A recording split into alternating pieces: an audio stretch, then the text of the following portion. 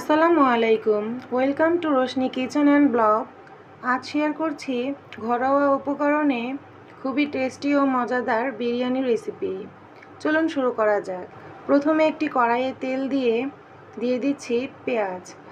এবার একটু নেড়ে দিয়ে দিচ্ছি 2টা তেজপাতা, 2টা দারচিনি, 2টা এলাচ, 2টা লং আর কয়েকটা সাদা কালো গোলমরিচ।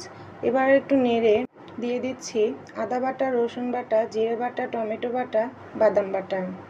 এবার একটু নেড়ে দিয়ে দিচ্ছি স্বাদমতো লবণ, জিরে গুঁড়ো, ধনিয়া গুঁড়ো, মরিচের গুঁড়ো, রাঁধুনি প্যাকেটের বিরিয়ানির অর্ধেক মশলা।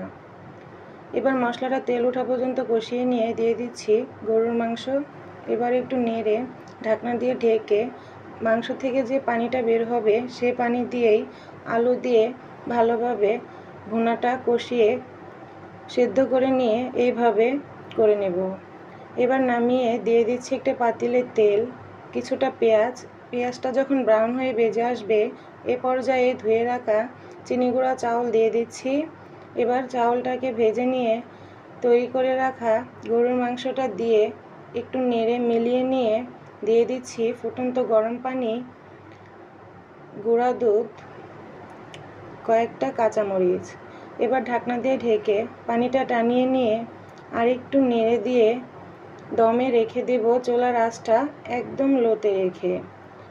এ পর্যায়ে বিরিয়ানিটা যখন রান্না হয়ে যাবে আর একটু নেড়ে দেখিয়ে দিচ্ছি। এই তো আমার বিরিয়ানি রান্না শেষ। এভাবে যদি বাসায় ট্রাই করে দেখেন, ছোট থেকে বড় সবাই পছন্দ করবে এবং মজা করে খাবে।